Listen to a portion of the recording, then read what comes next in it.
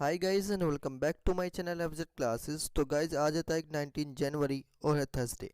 आज हम the Hindu newspaper को एनालिसिस करेंगे और इस न्यूज़पेपर में देखेंगे कि कौन कौन से आर्टिकल हमारे एग्जाम के पॉइंट ऑफ व्यू से इंपॉर्टेंट है।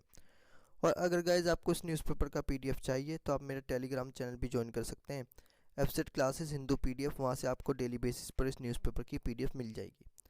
उसका लिंक मैं डिस्क्रिप्शन बॉक्स में डाल दूंगा। और गाइज एक इम्पोर्टेंट अनाउंसमेंट ये है कि मेरा सेकंड चैनल भी आ चुका है एफजेड यूपीएससी के नाम से। उसे आप यूट्यूब पर सर्च कर सकते हैं। वहाँ पे आपको क्या होगा, वहाँ पर एक सीरीज़ चलाई गई है जो कि हिस्ट्री से रिलेटेड है। वहाँ पर एक सीरीज़ चलाई गई है जो कि हिस्ट्री से रिलेटेड है। उसमें आप देखेंगे कि हिस्ट्री के जो है सारे टॉपिक आपके कवर हो जाएंगे उस चैनल से पूरे। और उसमें मैंने अभी मिडिवल हिस्ट्री को किया है, फिर हम एंशिएंट हिस्ट्री को शुरू करेंगे, फिर हम मॉडर्न हिस्ट्री को शुरू करेंगे। आप उसे जाके चेक कर सकते हैं। आपको अच्छा लगे तो उस चैनल को भी आप सब्सक्राइब कर सकते हैं। तो चलिए बिना टाइम वेस्ट करे वीडियो को शुरू कर लेते हैं। सबसे पहला आर्टिकल जो हमारे एग्जाम के पॉइंट ऑफ व्यू से इंपॉर्टेंट है वो फर्स्ट पेज पर दिया गया है। ये आर्टिकल रिलेटेड है असेंबली इलेक्शन है।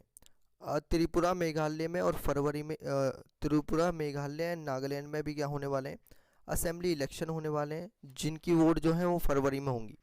जो उनकी काउंटिंग है वो मार्च 2 में होगी। और इलेक्शन कमीशन ने अभी अनाउंस किया है bypolls to 6 assembly seats in the 5 state, यानी कि 6 असेंबली की सीटों पे 5 स्टेट में बाईपोल इलेक्शन होंगे। और लक्षद्वीप लोकसभा कॉन्स्टिट्यूएंसीज में जो फरवरी में 27 में इलेक्शन होंगे। तो इलेक्शन कमीशन ऑफ इंडिया ने अभी क्या अनाउंस किया है कि election schedule for the Tripura, Nagaland and Meghalaya, ये आपको तीनों स्टेट नॉर्दर्न स्टेट देखने को मिल जाएंगे, नॉर्थन ईस्टर्न स्टेट देखने को मिल जाएंगे। Assembly on Wednesday, while polling will be held in Tripura on February 16, Nagaland and Meghalaya will vote on February 27। Tripura में जो इलेक्शन होंगे वो 16 फरवरी को होंगे। नागालैंड और मेघालय में जो इलेक्शन होंगे वो 27 फरवरी को होंगे। और वोट्स की काउंटिंग इन तीनों ही स्टेट्स में मार्च 2 को होगी।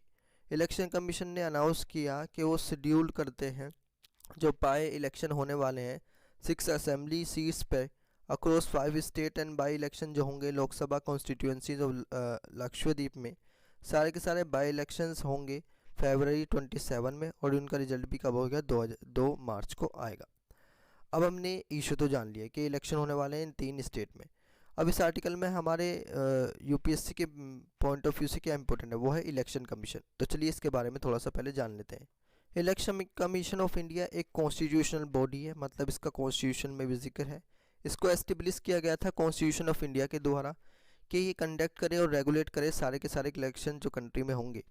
आर्टिकल 3 to 4 कॉन्स्टिट्यूशन इसे प्रोवाइड कराता है पावर ऑफ सुपरिंटेंडेंस, डायरेक्शन और कंट्रोल करे इलेक्शंस को पार्लियामेंट के, स्टेट लेजिस्लेचर के, office of an president of India के and office of vice president of India के। और ये सब इसका इलेक्शन कमीशन देखने को मिल जाएगा, कॉन्स्टिट्यूशन के अंदर इसकी पावर दी गई है। Election commission is an all India body है जो कॉमन है दोनों सेंटर और स्टेट गवर्नमेंट के लिए। बॉडी को एडमिनिस्ट्रेट किया गया कि वो इलेक्शन कराए लोकसभा के, राज्यसभा के, स्टेट लेजिस्लेटिव असेंबली के, स्टेट लेजिस्लेटिव काउंसिल के, office of president vice president के। इलेक्शन कमीशन ऑपरेट्स करता है under the authority of constitution पर आर्टिकल 3 to 4 और सब्सिक्वेंटली इनेक्ट किया गया है कि इसको representation of in people acts. Commission के पास पावर दी गई है कॉन्स्टिट्यूशन के अंदर कि वो अप्रोप्रिएट मैनर में लॉ बनाए और इनसफिशेंट प्रोविजंस को डील करे with a given situation in the conduct of an election.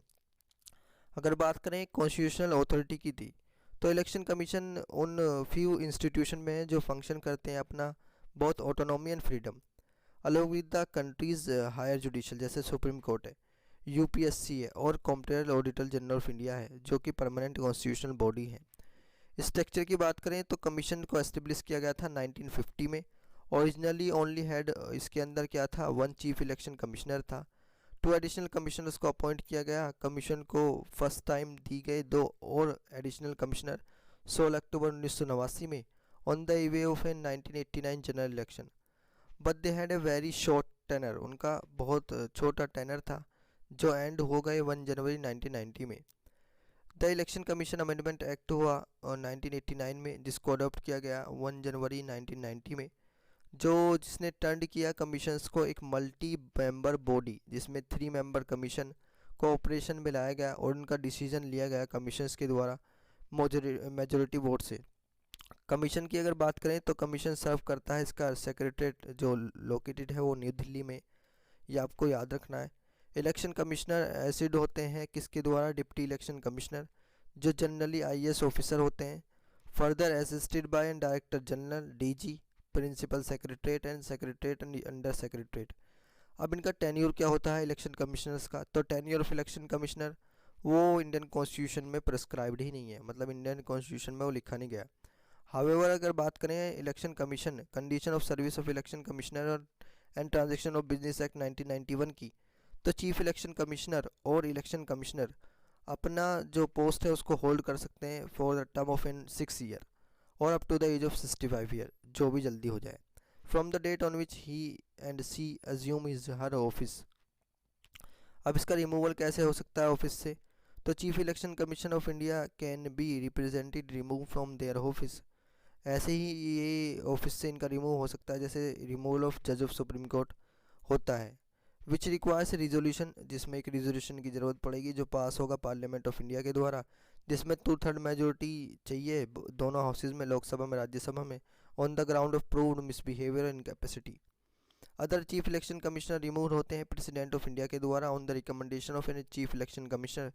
ये चीफ इलेक्शन कमिश्नर कभी भी इम्पीच नहीं होता इंडिया में के अंदर, जबकि इम्पीच सिर्फ कौन होता है इंडिया के अंदर? वो है प्रेसिडेंट। अब हमने चीफ इलेक्शन कमिश्नर के बारे में डिटेल में डिस्कस कर लिया। अब देख लेते हैं नेक्स्ट आर्टिकल जो हमारे एग्जाम के पॉइंट ऑफ व्यू से इंपॉर्टेंट है।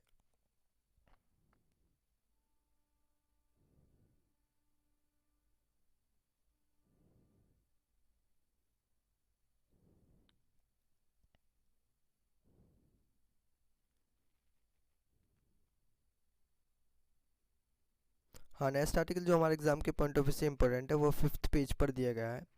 इस आर्टिकल में हमें एक फॉरेस्ट के बारे में पढ़ना है, आंध्र प्रदेश की फॉरेस्ट, शेषलम फॉरेस्ट के बारे में हमें पढ़ना है। इसमें क्या हुआ है अभी, एक ईगल को क्या किया गया है? स्पॉट बिल्ड ईगल आउल को क्या किया गया है? स्पॉट किया गया है। पहली बार इस फॉरेस्ट में ऐसा देखने को मिला है। तो वाइल्ड लाइफ टीम ने रिसेंटली एक स्टैम्बल्ड अपॉन ए स्पॉट बेल्ड एगल ओल को क्या किया है, जिसका नाम बोबो निपलिस्ट है। फर्स्ट टाइम उसको देखा गया है सीसलम फॉरेस्ट में for the 3rd time in Andhra Pradesh में, मतलब तीसरी बार आंध्र प्रदेश में देखा गया है, लेकिन सेसलम फॉरेस्ट में इसको पहली बार देखा गया है। बर्ड हैबिटेट फाउंड हुआ है लार्ज ट्रीज पर, क्योंकि ये लार्ज ट्रीज पर रहते हैं, थिक फॉरेस्ट पे, is spread across the Indian subcontinent, but इसको साइंड किया गया है only twice in the state early and both the times it was in Nagarjuna Sagar Srisailam tiger reserves, जो आपको इंडिया का सबसे बड़ा टाइगर रिजर्व देखने को मिल जाएगा।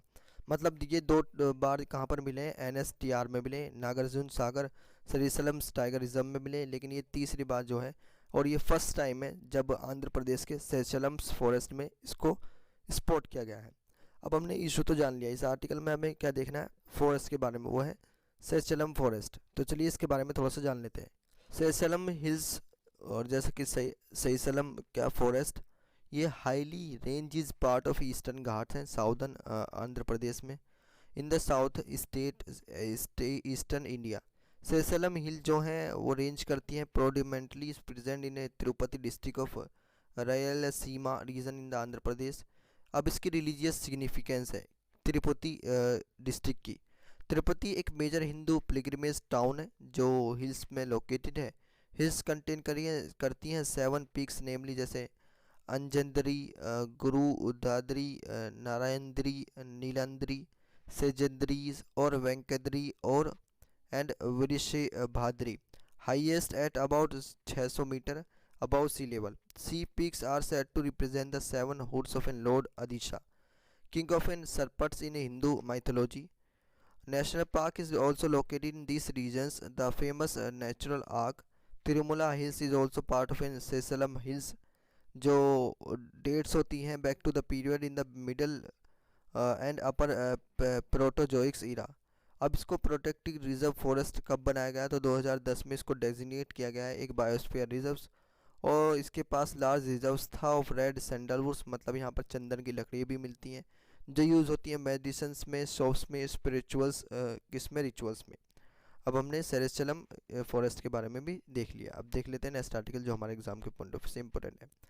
हाँ, नेक्स्ट आर्टिकल जो बेसिकली हमारे एग्जाम के पॉइंट ऑफ व्यू से इंपॉर्टेंट है वो एडिटोरियल है और 6 पेज पर दिया गया है। आज एक ही एडिटोरियल जो हमारे एग्जाम के पॉइंट ऑफ व्यू से इंपॉर्टेंट है। इस एडिटोरियल में बताया है कि जो केशवानंद भारती केस जो 1972 में हुआ था, उसको अभी क्या होने वाले हैं, 50 साल होने वाले हैं। ये केस किस चीज़ से रिलेटेड था, ये केस रिलेटेड था बेसिक स्ट्रक्चर ऑफ कॉन्स्टिट्यूशन से। इसमें क्या दिया था, जो सुप्रीम कोर्ट का वर्डिक्ट आया था उसने कहा था कि आप पार्लियामेंट मतलब चेंज तो कर सकते हैं कॉन्स्टिट्यूशन में, एफआर में भी चेंज कर सकते हैं, फंडामेंटल राइट्स में भी चेंज कर सकते हैं, लेकिन जिसमें भी पार्लियामेंट चेंज करेंगे और उसको अगर सुप्रीम कोर्ट ने बेसिक स्ट्रक्चर कह दिया कॉन्स्टिट्यूशन का, तो फिर उसमें कोई चेंज नहीं होगा।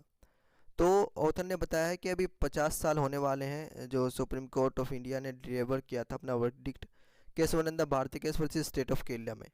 जजमेंट को वाइडली रिकॉग्नाइज किया गया था as an milestone in Indians history में, in holding that parliament's power to amend the constitution, मतलब पार्लियामेंट्स की पावर थी कॉन्स्टिट्यूशन को अमेंड करने की, was not plenary, that any change that damage the documents backs basic structure of India, मतलब basic structure of constitution को आप change नहीं कर सकते, जबकि अमेंडमेंट और किसी भी पार्ट में आप कर सकते हैं। It was understood that the help preserves in the essence of an republic. अब बेसिकली अगर बात करें तो इस आर्टिकल में बताया गया है वो कोलिजियम को बताया गया, क्योंकि अभी क्या देखने को मिल रहा है, कॉन्फ्लिक्ट सा देखने को मिल रहा है सुप्रीम कोर्ट और सेंट्रल गवर्नमेंट के बीच में। वो कॉन्फ्लिक्ट किस चीज़ पे देखने को मिल रहा है, वो है कोलिजियम। तो अभी सेंट्रल गवर्नमेंट ने क्या बनाया हुआ है, एक टारगेट सा बनाया हुआ है कोलिजियम सिस्टम को लेकर, क्योंकि सेंट्रल गवर्नमेंट कहती है कि कोलिजियम में आपको नेपोटिज्म और फेवरेटिज्म देखने को मिल जाएगा, जबकि सुप्रीम कोर्ट ऑफ इंडिया कहते हैं कि इसमें कोई फेवरेटिज्म और नेपोटिज्म नहीं है। और सेंट्रल गवर्नमेंट चाहती है कि जो सुप्रीम कोर्ट है वो अपने जजेस के अपॉइंटमेंट के लिए एनजेएसी का यूज़ करें, नेशनल जुडिशियल अपॉइंटमेंट कमीशन, जो 2014 में बीजेपी गवर्नमेंट के द्वारा लाया गया था। तो अगर इशू देखें, over the course of the last few months not a day has gone by without one member और the other member of political executive excoriating the court over the its apparent excesses. मतलब अगर last few months में देखें तो एक भी दिन ऐसा नहीं गया है कि कोई से भी पॉलिटिकल एग्जीक्यूटिव्स ने क्या किया है, कोर्ट्स को एग्जॉस्ट किया है इस तरीके से कि वो कोलिजियम सिस्टम को हटाए। मच ऑफ द क्रिटिसिज्म देखने को मिला है amid the function of the collegium system, मतलब किस तरीके से कोलिजियम सिस्टम काम करता है, तो उसका क्रिटिसिज्म देखने को मिलता है। अब किस तरीके से काम करता है, एक बॉडी होती है सीनियर जज की जो बाइंडिंग करती है recommendation on the appointments on the transfer of जजेस।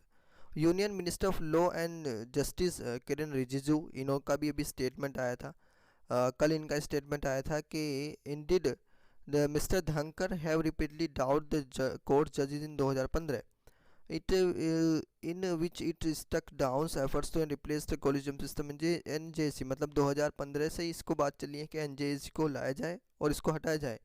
क्रिटिसिज्म देखने को मिली है sharp with the vice president distribute against Kesavananda.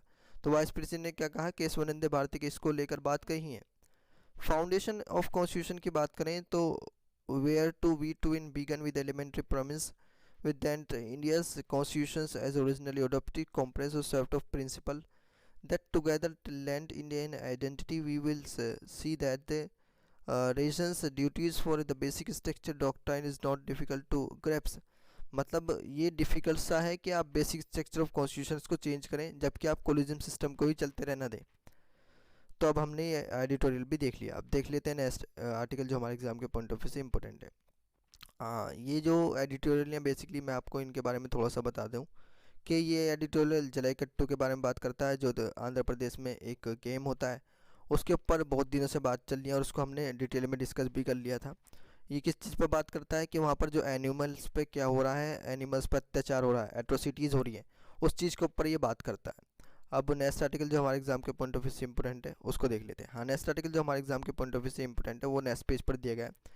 इस आर्टिकल में भी एक रिपोर्ट आई है NFHS की, किसकी, नेशनल फैमिली हेल्थ सर्वे 5 की रिपोर्ट आई है, जिसमें बताया है, जो रिपोर्ट है वो बेसिकली बात करती है खाने की, डाइट की। तो फिश एंड फ्राइज देखने को मिला है डेली डाइट्स में, many in the north east और ईस्ट एंड गोवा में। तो नॉर्थ ईस्ट की रिपोर्ट में और ईस्ट में और गोवा में ये देखा गया है कि फ्राइज़ लोग ज़्यादा यूज़ कर रहे हैं, डेली डाइट में क्या कर रहे हैं लोग, फ्राइज़ ज़्यादा यूज़ कर रहे हैं। तो अगर रिपोर्ट्स की देखें NFHS 5 की, तो ये दिखाता है डाटा के अंदर कि 80% मैन एंड वीमेंस मिजोरम में कंज्यूम कर रहे हैं फ्राइड फूड डेली, मतलब 70% ऐसे लोग हैं, जो मैन भी हैं वीमेंस भी हैं, जो क्या कर रहे हैं, तला हुआ खाना खा रहे हैं daily. Consumption of fried foods and aerated drinks in than relatively highly in Goa, मतलब ज़्यादा इनमें क्या देखने को मिली है, इंक्रीजमेंट देखने को मिली है गोवा के अंदर और many north eastern and eastern state में just compare to rest of India.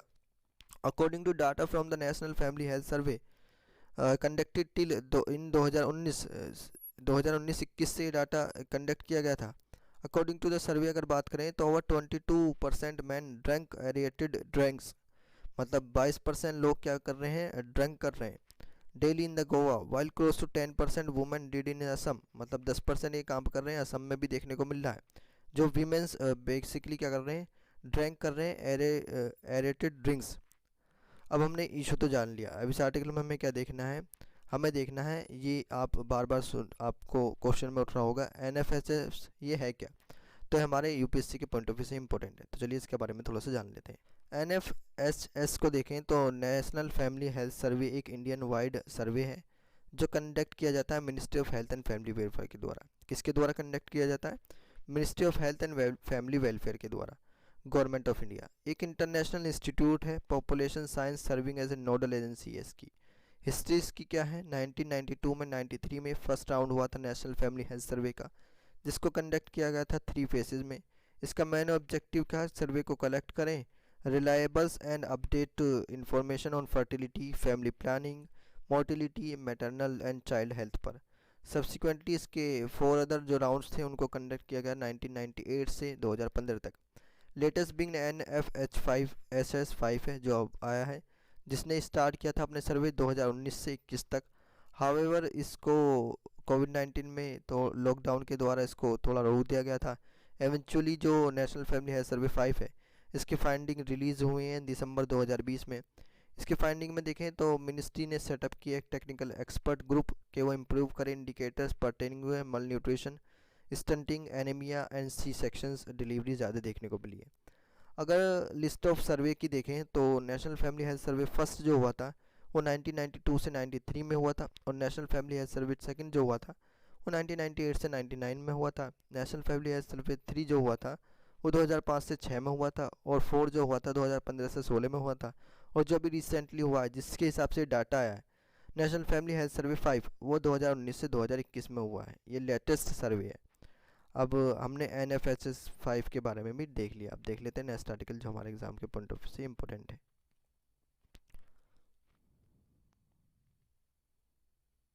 हाँ, नेक्स्ट आर्टिकल जो हमारे एग्जाम के पॉइंट ऑफ व्यू से इम्पोर्टेंट है वो 10th पेज पर दिया गया है। ये आर्टिकल बहुत इंपॉर्टेंट है क्योंकि इसमें हम एक ऑर्गेनाइजेशन की बात करेंगे, वो है students Islamic movements of India, Simi. अब एक क्या आया है, सेंट्रल गवर्नमेंट की तरफ से एफिडेविट आया है, और उस एफिडेविट को सेंट्रल गवर्नमेंट ने कहाँ पर प्रेजेंट किया है, सुप्रीम कोर्ट के अंदर प्रेजेंट किया है, और उसके अंदर स्टेटमेंट दिया है सेंट्रल गवर्नमेंट में जो सिमी है, student Islamic movement of India है, उसका ऑब्जेक्टिव क्या है कि वो अगेंस्ट है बेसिक फैब्रिक ऑफ कॉन्स्टिट्यूशन, मतलब बेसिक स्ट्रक्चर ऑफ कॉन्स्टिट्यूशन के क्या है वो अगेंस्ट है, उसको वायलेट कर रहा है। तो सिमी का एम है कि वो मोबिलाइज करे स्टूडेंट यूथ को कि वो इस्लाम को फैलाएं एंड ऑब्टेन करें सपोर्ट फॉर जिहाद, और सेंटर ने सुप्रीम कोर्ट को एफिडेविट में बताया है। और why listing reason for banning the organisation, और ये रीज़न भी बताए हैं क्योंकि सेंट्रल गवर्नमेंट ने इसको क्या कर रखा है, बैन कर रखा है सिमी को। Student Islamic movement of India एक मोबिलाइज कर रहा है मुस्लिम सपोर्ट को और क्रिएट कर रहा है caliphates. It wants to replace Indian nationalism, ये चाहता है कि इंडियन नेशनलिज्म को रिप्लेस कर दे। ये स्टेटमेंट देखने को मिला है with in international Islamic order and considers idol worship a sin. The Union Home Ministry has a listed objective before the Supreme Court for banning the organization.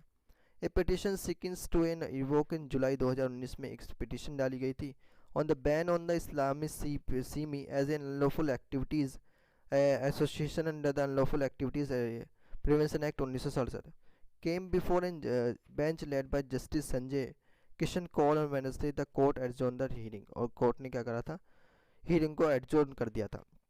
अब central government की तरफ से एक और स्टेटमेंट है, उसने कहा है कि इसकी वाइड रीच देखने को मिली है। तो SIMI through its member has contact, उसके कॉन्टैक्ट देखने को मिले Pakistan, Afghanistan, Saudi Arabia, Bangladesh and Nepal. Being an organisation students youth के लिए सिमी एक इन्फ्लुएंस करती है and use by various fundamental Islamic terrorist organisations operation inter alia from the state of Jammu and Kashmir and the affidavit set, मतलब एक एफिडेविट डाला है। उसके अंदर बताया कि इसके कनेक्शन देखने को मिले हैं किससे, इस्लामिक स्टेट से, जैसे पाकिस्तान, अफगानिस्तान, सऊदी अरबिया। ये स्टेटमेंट आया सेंट्रल गवर्नमेंट का एफिडेविट्स में। ये सुप्रीम कोर्ट को बताया है कि हमने इस वजह से क्या करा है, इसको बैन किया है, क्योंकि ये against basic fabric of constitution के देखने को मिल जाएगी। अब इस इशू तो हमने जान लिया। अब इस आर्टिकल में हमें क्या देखना है, सीमी के बारे में। तो चलिए इसके बारे में थोड़ा सा जान लेते हैं। सीमी को देखें तो students Islamic movement of India, इसको एब्रिविएट किया जाता है सीमी। ये एक बैंड टेररिस्ट ऑर्गेनाइजेशन है जो फॉर्म हुई थी अलीगढ़ उत्तर प्रदेश में अप्रैल 1977 में। इसका मिशन है कि सीमी का वो लिबरेशन करे इंडिया को, मतलब इंडिया की आज़ादी देखे और कन्वर्ट करे इस्लामिक लैंड में। सीमी एक ऑर्गेनाइजेशन ऑफ एस्टिमेट है जो डिक्लेयर करती है जिहाद अगेंस्ट द इंडिया। इसका एम है कि वो इस्टेब्लिश करे दारुल इस्लाम, land of Islam, by either forcefully converting everyone to Islam और बाय वॉयलेंस। इंडियन गवर्नमेंट ने डिस्क्राइब किया था इसको एक टेररिस्ट ऑर्गेनाइजेशन। इंडियन गवर्नमेंट ने इसको डिस्क्राइब किया एक टेररिस्ट ऑर्गेनाइजेशन, और इसको बैंड करा था 2001 में, शॉर्टली आफ्टर द 9/11 अटैक हुआ था। बैन को लिफ्ट किया गया अगस्त 2008 में by special tribunal, but was reinstated by K G. Balakrishna, then chief justice, on 6 अगस्त 2008 ऑन नेशनल सिक्योरिटी ग्राउंड्स। फिर इसको री इंस्टीट कर दिया गया के.जी. बालाकृष्णा के द्वारा, जो चीफ जस्टिस ऑफ इंडिया थे, 6 अगस्त 2008 में, नेशनल सिक्योरिटी ग्राउंड्स को देखते हुए। फरवरी 2019 में इंडियन गवर्नमेंट ने इसका बैन को एक्सटेंड किया for a period of 5 years starting February 1 2019 under unlawful activities prevention act UAP के अंदर। बैकग्राउंड देखें तो 25 अप्रैल 1977 में सीमी को फाउंड किया गया अलीगढ़ में, state of Uttar Pradesh, with Mohammedan Ahmadullah Siddiqui इसके फाउंडिंग प्रेसिडेंट थे। सिद्दीकी करंटली सर्व करते हैं एक profession of English and journalism as Western Illinois University Macomb. 1981 में सीमी एक्टिविस्ट प्रोटेस्ट हुए against PLO leaders Yasser Arafat visits to India and greeted him with in black flag in New Delhi. Young SIMI activist viewed हुए हैं Arafat as a western support while the senior Jamaat Islami Hind leaders saw Arafat as a champion of Palestine cause. JIH also became uncomfortable with the Simi support of 1979 Iranian revolutions. अब हमने semi के बारे में भी detail में discuss कर लिया। अब देख लेते हैं नेक्स्ट आर्टिकल जो हमारे एग्जाम के पॉइंट ऑफ व्यू से इम्पोर्टेंट है।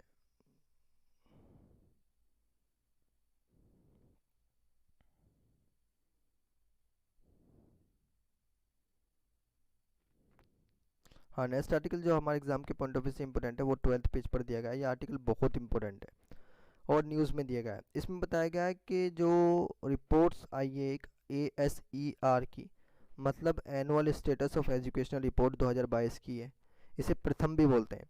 तो इसके अंदर दिखाया गया है कि लर्निंग गैप्स देखने को मिला है, बहुत ज़्यादा लर्निंग गैप्स देखने को मिला है बच्चों के अंदर, और ट्यूशन्स का ट्रेंड्स देखने को मिला है। अगर इस रिपोर्ट्स की जाने तो अक्रॉस इंडिया जो प्रोपोर्शन है स्टूडेंट्स का क्लास 1 से 8 तक वो प्राइवेट ट्यूशन्स ले रहे हैं, उनका प्राइवेट ट्यूशन जो है वो इंक्रीज़ हुआ है 26.4% से 2018 से 30.5% देखने को मिला है वो 2022 में, ये रिपोर्ट ने बताया। असर 2022 की जो रिपोर्ट्स है वो दिखाती है गवर्नमेंट स्कूल्स में एक शार्प राइज देखने को मिला है, उनके एनरोलमेंट में एडमिशन्स हुए हैं for the first time in 16 years. Basic literacy level जो है चिल्ड्रंस का वो बढ़ा है with their reading ability as compare to with numerical skills, मतलब उनकी रीडिंग एबिलिटी बढ़ी है अगर कंपेयर करें न्यूमेरिक से, स्किल्स नहीं बढ़ी। So worsening much more sharply and dropping to an pre 2012 levels according to as an schools reopens after nearly 2 years of a closure due to कोविड-19, क्योंकि कोविड-19 की वजह से 2 साल स्कूल्स बंद रहे। स्टूडेंट्स का एनरोलमेंट इंक्रीज़ हुआ है more than pre pandemic levels, मतलब जो जैसे कि कोविड-19 से पहले एडमिशन होते हैं उससे भी ज़्यादा एडमिशन हुए हैं, एनरोलमेंट देखने को मिला है स्कूल्स में स्टूडेंट्सों का। लेकिन लर्निंग गैप्स और भी ज़्यादा हुआ है, फाउंडेशनल स्किल्स नहीं ले पा रहे students in reading and arithmetic reversing several see of improvement finding the annual status of in education report 2022 release by the Pratham in non governmental और ऑर्गेनाइजेशन देखने को मिलेगी, जिसने अभी क्या करा है डाटा को रिलीज़ किया है। नेशनल लेवल स्टडी दिखाती है despite school closure due to the कोविड-19 पैंडेमिक ओवरऑल इन्वॉल्वमेंट्स क्या हुआ है वो बढ़ने को देखने को मिला है। अब हमने रिपोर्ट तो देख ली, अब इस आर्टिकल में जिसने रिपोर्ट पब्लिश करी है उसके बारे में हमें जानना पड़ेगा, क्योंकि यूपीएससी में हमारे लिए जो एजेंसीज होती हैं जो रिपोर्ट पब्लिश करती हैं वो बहुत इंपॉर्टेंट होती हैं। तो चलिए एशर के बारे में थोड़ा सा जान लेते हैं। असर बेसिकली क्या है, जो प्रथम है एक नॉन प्रॉफिट ऑर्गेनाइजेशन, उसने इसको पब्लिश किया है। तो पहले प्रथम के बारे में थोड़ा जान लेते हैं। प्रथम एक one of the largest non governmental organisation है इंडिया के अंदर। इसको फाउंड किया गया था, इसके को फाउंडर हैं माधव चवन एंड फरीदा लंबे।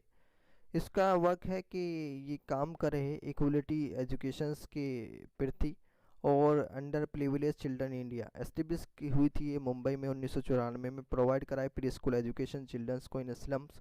प्रथम today has intervention spread across 23 states and UT of India.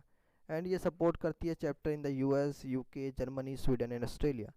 प्रथम founder next CEO Madhav Chavan was the 2011 recipient the Skoll award for his social entrepreneurship. Pratham receive करता है 2013 BBVA foundation frontier knowledge award in development corporations. इसका mission क्या है? Pratham mission है कि every children's in every schools and learning well, मतलब every child in school, मतलब सब बच्चे स्कूल में पढ़ें और लर्निंग उनकी अच्छी हो। ये इंक्रीज़ करता है literacy level of India's poor which account for about 1/3 of in world's poors. Pratham aims है, प्रथम का जो एम है कि इम्प्रूव करे इंडियाज़ इकोनॉमिक सोशल इक्वलिटीज़। ये कैरिड करता है through the introduction of low cost education models that are sustainable and रिप्रोडक्टिव्स।